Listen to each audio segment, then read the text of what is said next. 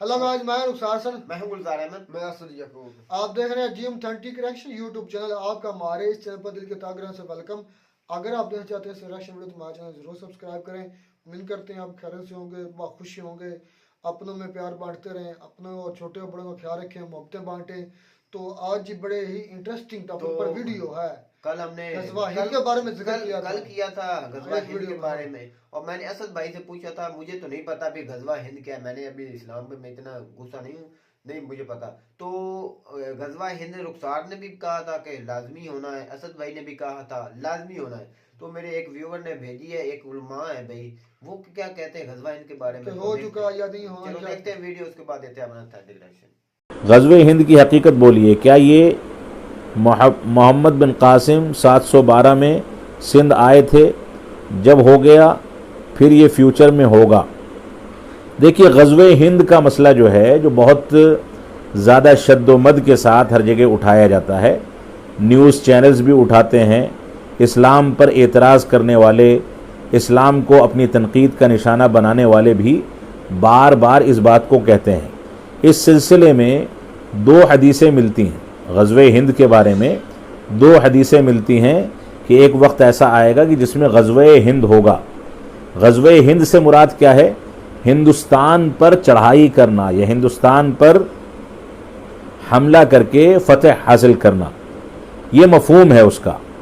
लेकिन हकीकत यह है कि दो हदीसें जो उसके बारे में मिलती हैं, वो दोनों हदीसें नाकाबिल एतमाद हैं, नाकाबिल एतमाद हैं, क्योंकि उसके अंदर कमज़ोरी पाई जाती है। वो हदीस ऐसी नहीं है कि उसको हुज्जत और दलील के तौर पर पेश किया जाए। तो पहली बात तो यह है कि वो दलील कमज़ोर है, लिहाजा ग़ज़वे हिंद की बात का तसव्वुर जो है वो गलत है सिरे से, एक बात। और बाज़ मुहद्दिसीन की राय यह है कि अगर मुख्तलिफ़ रिवायतों या मुख्तलिफ़ सनदों से या मुख्तलिफ़ बातों से उसको तक़वियत मिल जाए और वो किसी हद तक इस मकाम को पहुँच जाए, कोई हदीस उसमें से या दोनों हदीसें, कि उस पर एतमाद किया जा सके, अगर किसी हद तक वो इस मकाम को पहुँचती है, तो वो ये कहते हैं कि ये ग़ज़वा हो चुका, मोहम्मद बिन कासिम रहमतुल्लाह अलैह के दौर में हो चुका। और मोहम्मद बिन कासिम रहमतुल्लाह अलैह के अहद मुबारक में ये हिंदुस्तान पर जो हमला हुआ था मोहम्मद बिन कासिम के ज़रिए से, रहमतुल्लाह अलैह के ज़रिए, वो जैसा कि आपने लिखा है 712 हिजरी, ऐसा नहीं है, ये इब्तिदाई दौर में है। मोहम्मद बिन कासिम रहमतुल्लाह अलैह सहाबे किराम के बाद के दौर के सहाबी हैं। उनके दौर में हिंदुस्तान के सिंध के इलाके पर, जो हिंदुस्तान पाकिस्तान के हदूद का बॉर्डर का इलाका है, वहाँ पर गुंडागर्दी बहुत ज़्यादा बढ़ गई थी। डाकू आकर के लोगों के मकानात को लूट लिया करते थे, मुसलमानों के मकानात को, गैर मुस्लिमों के मकानात को। तो वहाँ ख़वातीन बहुत ज़्यादा परेशान थी, ख़वातीन को अगवा भी कर लिया जाता था। तो उस वक्त मोहम्मद बिन कासिम की हुकूमत का बहुत ज़्यादा चर्चा था। तो हिंदुस्तान से ख़वातीन ने और मर्दों ने मिल करके उनको ख़त भेजा कि आप आकर के हमारा ताआवुन करें और हमें तहफ़्फ़ुज़ फ़राहम करें। जिस ख़त के नतीजे में मोहम्मद बिन कासिम वहाँ से आए और मुसलमानों ने, गैर मुस्लिमों ने, सब ने उनका इस्तक़बाल किया और उन्होंने यहाँ पर उन डाकुओं को अपने गिरफ्त में लेकर के उनके ख़िलाफ़ फ़ैसला किया और अमन व सलामती कायम कर दी गई। ये असल में ख़ुलासा है मोहम्मद बिन कासिम रहमतुल्लाह अलैह के हमले का। तो ग़ज़वे हिंद की असल ये है कि वो रिवायतें, वो हदीसें कमज़ोर हैं, नाकाबिल एतमाद हैं। और अगर उसको काबिल एतमाद समझ भी लिया जाए किसी हद तक, तो ऐसी सूरत में हकीकत यह है कि वो हो चुका, उसकी अब गुंजाइश नहीं है। लेकिन बुनियाद ये है कि वो रिवायतें इतनी कमज़ोर हैं कि उनके ऊपर एतमाद कर पाना मुश्किल है। खत्म। शॉर्ट सी वीडियो थी, उन्होंने अपना जो मौक़िफ़ दिया वो उन्होंने ये दिया कि जो गज़वा हिंद के रिलेटेड हदीस मुबारक थी वो ज़ईफ़ थी, कमज़ोर या ज़ईफ़ उन्हें कहा जाता है। वो उनके जो रावी हैं, जो बयान करने वाले, उनकी जो पूरी एक लड़ी चलती है ना, फ़लाँ ने फ़लाँ से बयान किया, फ़लाँ ने फ़लाँ से, वो उनमें कुछ रावी ऐसे थे जो ज़ईफ़ थे। तो अगर वो मान भी लिया जाए तो गज़वा हिंद हो चुकी जब मोहम्मद बिन कासिम ने इंडिया पर या हिंद पर हमला किया। मैं इसके बारे में ज़रा तफसील से आपको बताऊंगा। आपने देखी मौलाना साहब की वीडियो। पहली बात तो यह है कि इनको तारीख़ का पता ही नहीं है।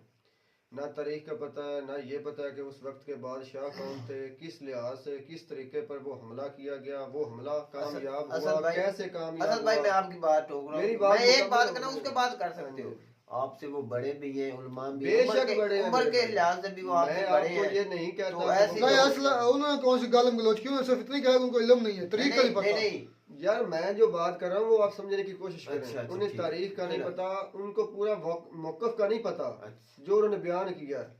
پہلی بات تو یہ ہے کہ اس وقت حکومت محمد بن قاسم کی نہیں تھی، حجاج بن یوسف کے وہ گورنر تھے، عباسیہ سلطنت چل رہی تھی، اس بادشاہ کے گورنر تھے وہ، اور اس گورنر کے حکم پر محمد بن قاسم جو وہ سندھ پر آئے تھے۔ اچھا یہ تو ہو گیا پہلا پوائنٹ۔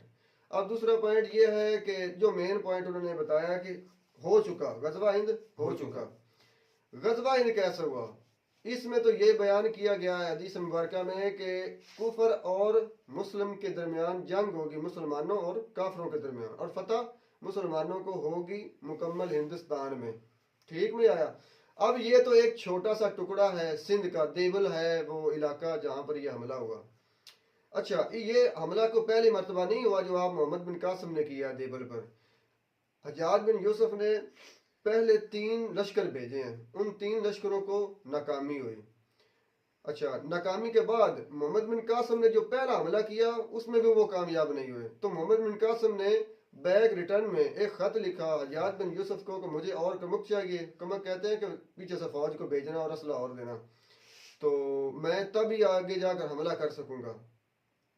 حجاج بن یوسف نے عباسیہ سلطنت کو خط لکھا کیونکہ وہ سلطنت تھی شام میں اور وہ بہت لمبا سفر تھا، تو ان کے ریٹرن میں جو خط آیا حجاج بن یوسف کو یہ آیا کہ اگر آپ اس سرحد پر حملہ کر رہے ہیں تو اپنی ذمہ داری سے کر رہے ہیں، ہم آپ کو پیچھے سے سپورٹ نہیں کریں گے، ہم نہیں چاہتے کہ ہمارے جو جوان ہیں وہ ادھر جا کر پھنس جائیں۔ تو حجاج بن یوسف نے خط میں یہ لکھا محمد بن قاسم کو کہ آپ کے پاس جو فوجی موجود ہیں انہی سے حملہ کیجئے، یا مریں یا مار دیں، یا فتح کریں یا مر جائیں۔ تو آپ جب بندرگاہ پر اترے تو آپ نے ایک ایسا کام کیا جو اندلس کے شہر میں کیا تھا نا، کیا نام ہے ان کا، طارق بن زیاد نے، انہوں نے کشتیاں جلا دی، آپ نے بھی کشتیاں جلا دی۔ آپ نے کہا مسلمانوں کو یا شہید ہو جاؤ یہاں پر یا پھر فتح حاصل کرو۔ ہاں یہ تو بہت قول میں ہاں جی ملتا ہے کہ اچھا وہ جنگ میں انہوں نے جب وہ تیسرا حملہ کیا 2 حملوں میں ناکام یار رہے۔ اس میں کہیں بھی نہ غزوہ ہند کا ذکر نہیں آ رہا، میں آپ کو بات ہسٹری ہسٹری بہت لمبی ہے، یار میں جب آپ ہسٹری بتانے کے بجائے مولوی صاحب کلوز بات کریں کلوز بات تھوڑا سا اس کو وائنڈ اپ کریں۔ وائنڈ اپ کر دیتا ہوں۔ اچھا جی وہ فتح ہو گئی، جب تیسرا حملہ ہوا تو وہ فتح ہو گئی، دیبل کے وہ کچھ علاقے آس پاس کے علاقوں پر وہ فتح یاب ہوئے۔ فتح یاب ہونے کے بعد حجاج بن یوسف اس کو معطل کر دیا گیا، جو عباسیہ سلطنت کا بادشاہ تھا وہ تبدیل ہوا، حجاج بن یوسف کو معطل کر کے قتل کر دیا گیا، محمد بن قاسم کو واپس بلایا گیا، اسے بھی قتل کر دیا گیا۔ یہ سلسلہ سندھ کے مکمل حصے تک بھی نہیں پہنچا۔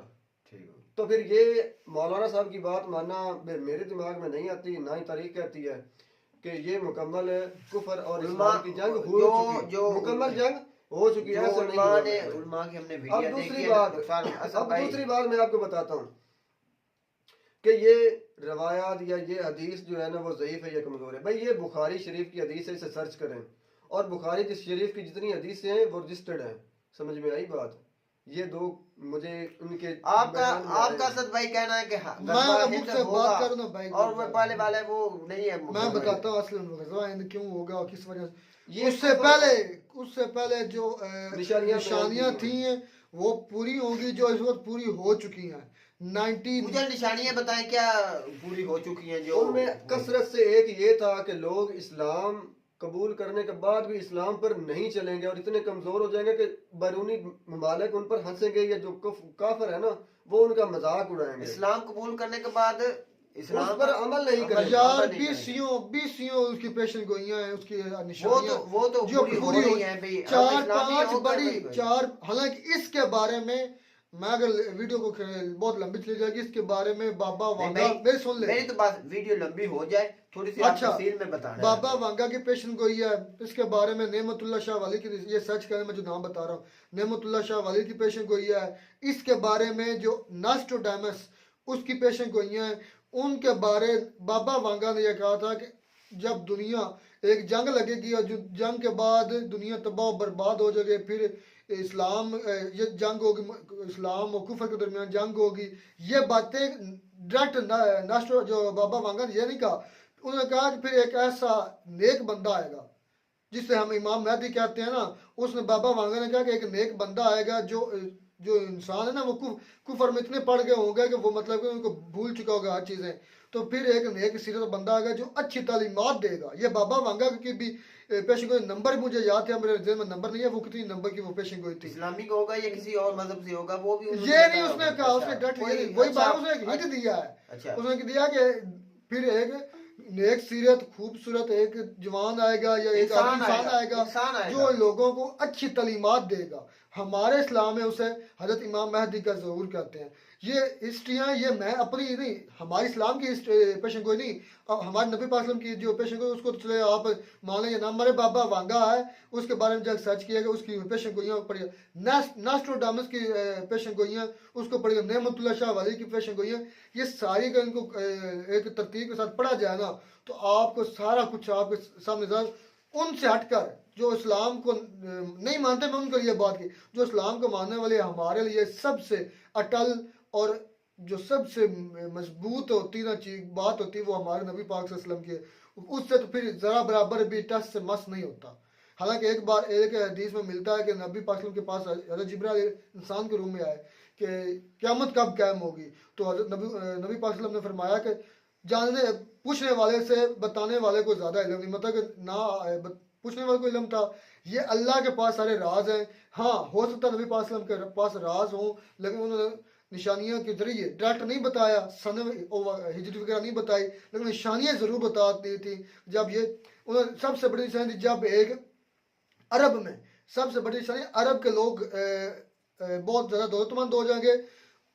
چرواہے یہ کیونکہ چرواہے تھے نا, یہ اونٹے وغیرہ پہ چلاتے, بکریاں چرواتے تھے. یہ جو عرب کے لوگ تھے بکریاں چرانے والے لوگ بڑے بڑے محلات میں رہیں گے, وہ بھی پوری ہو گئی, پوری ہو چکی ہیں. اس کے بعد عرب کا جو خطہ ہے ادھر سیلاب آئے گا, بارشیں ہوں گی, اس کے بعد ادھر ہریالی ہوگی. اب دیکھیں ملک عرب میں سیلاب بھی آ چکا ہے, ہریالی بھی بارشیں بھی ہونی ہے.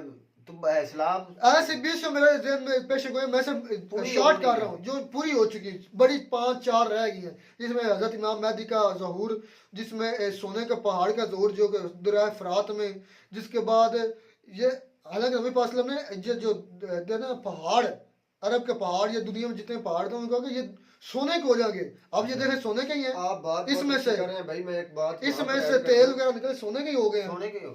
ایک بات ایڈ کر رہا ہوں, تیل وغیرہ بیت المقدس ہے, یہ جو بیت المقدس ہے ہم اسے بیت المقدس کہتے ہیں. ہمارا پہلا کعبہ جو تھا, عیسائی لوگ اس پر زیادہ قابض کیوں ہیں؟ اس کی ایک وجہ جو ہے نا میں بتا دیتا ہوں, ایک وجہ میں بھائیوں سے پوچھوں گا کہ اگر انہیں علم ہے تو وہ بتا دیں.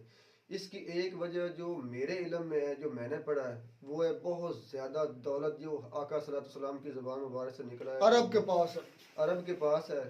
ٹھیک ہے, اور اس بیت المقدس کے نیچے یا اس کے آس پاس بھی یہاں پر بھی ہے. ٹھیک ہے, ایک یہ وجہ ہے. دوسری وجہ بھائیوں سے میں تو جو ادھر آتے ہیں یہودی آتے ہیں, وہ ایک دیوار کے نیچے وہ دیوار یہ وہاں ایک جگہ ہے جو تینوں مذاہب کے لیے بہت مطلب قابل ان کا بھی وہ عقیدہ ہے کہ وہ جیسے ہم کھانا کعبہ میں جاتے ہیں نا, یہودیوں کے لیے بھی, عیسائیوں کے لیے بھی, عیسائیوں کے لیے بھی, یہودیوں کے لیے بھی اور مسلمانوں کے لیے, یہ تینوں مذاہب کے لیے یہ جگہ بہت مقدس اس لیے قیمتی چیز. اس کے نیچے خزانے کی بھی پیش گوئی ہے, اور ساتھ ساتھ یہ پیش گوئی بہت بڑی لمبی چوڑی ہے جو ہمارے نبی صلی اللہ علیہ وسلم کی وانیاتر مبارک سے نکلی تھی, اور اس پر جو بحث کر رہے ہیں تو بڑی لمبی ہو جائے. میں 2-4 چند سے بیان کر دی جو ہمیں پوری ہوتی ہوئی نظر آ رہی ہیں. عرب میں بارشیں ہو رہی ہیں, سیلاب آ رہے ہیں, عرب میں ہریالی ہو رہی ہے, عرب میں بھیڑ بکریاں چرانے والے دیکھ لیں, بھیڑ بکریاں چراتے تھے عرب کے لوگ, یہ سارے سچ کریں, یہ پہلے بھیڑ بکریاں چراتے تھے. اب محلات کرتے ہیں کہ آپ کا کہنا ہے, اسد بھائی کا بھی کہنا ہے کہ ابھی نہیں ہوا غزوہ ہند ہوگا, رخسار بھائی کا بھی کہنا ہے کہ غزوہ ہند ہوگا. تو بھائی دیکھتے ہیں علماء کو میں نے 2 پوائنٹ کلیئر کیا ان کے, نہیں یہ ابھی تک ہوا نہیں. دوسرا یہ ہے کہ جو انہوں نے کہا نا کہ محمد بن قاسم کی ذرا وہ ان کو ہسٹری کے کا بارے پتا میں تھا. بتایا. اصل میں نا یہ کس بھائی کو اگر نہیں کو سمجھ آئے تو میں کوشش کروں گا اس کو اس کے ریلیٹڈ اگر کوئی مجھے حدیث صحیح حدیث اور کوئی کسی اچھے علماء کرام کی اس کے ریلیٹڈ کوئی ویڈیو مل جائے تو میں وہ بھی آپ کو ایز اے پروف. پر ہم reaction یہ تو دیں گے. آپ انہوں نے تو وہ ویڈیو دیا جو ایک کمرے میں بیٹھ کر جس کے بارے میں اس نے کوئی حوالہ نہیں دیا کوئی کچھ نہیں دیا. میں کوشش کروں گا 2 4 5 ایسے مولویوں کی یا ایسے لوگوں کی جو چلو اسلام کے ریلیٹڈ نہ ہو کسی اور مذہب سے تعلق رکھتے ہوں لیکن اس چیز پر یقین رکھتے ہوں ان کی ویڈیو بھی آپ کو فراہم کریں گا. پھر آپ کو تھوڑا کلیئر ہوگی کہ غزوہ ہند ہو گیا ہے کہ ہونا ہے. یہ صحیح بات ہے کہ یہ ایک ویسے سوچے چھوڑا ہوا ہے. تب تک دیجیے اجازت, ملتا ہے ویڈیو میں نیا ٹاپک کے ساتھ. اللہ حافظ.